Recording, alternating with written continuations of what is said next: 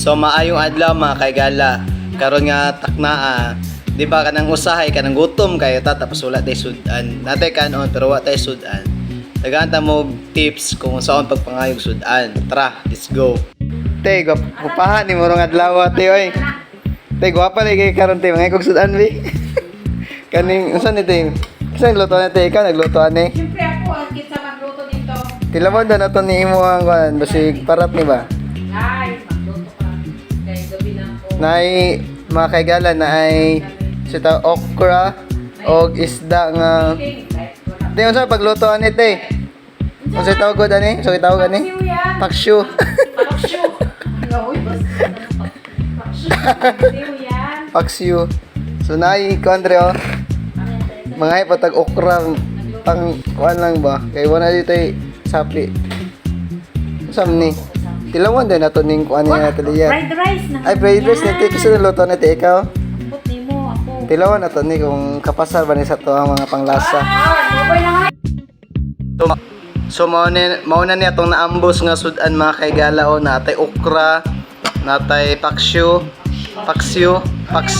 Suda pag mo litok ani sa mga ayog sudan makali bungol-bungol ng tingog.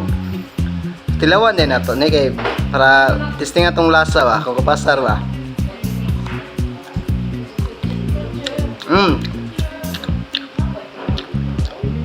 Ang okra mga kaigala gahi siya mura ka ng niyaging tuig pag-harvest. Pero lamit siya kay wala mday laing hudan. Ay tilawan po dito ng fried rice. Ano kang itawag ni fried rice no man siya napaig. Tilawan.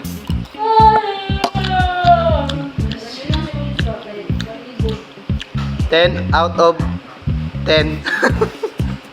Kaya na libre ra ba dalain mo kay mo yung taguan.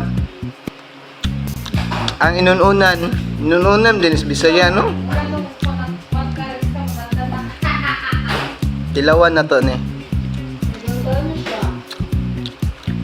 Parat siya pero lami. Parat. Pero salamat kay Telia kay Kaligaya Leia kay gilibrehan tag sudan. Ya, impas na to ang pamahaw. Okay, sulbad na. Thank you. Bambam dayon.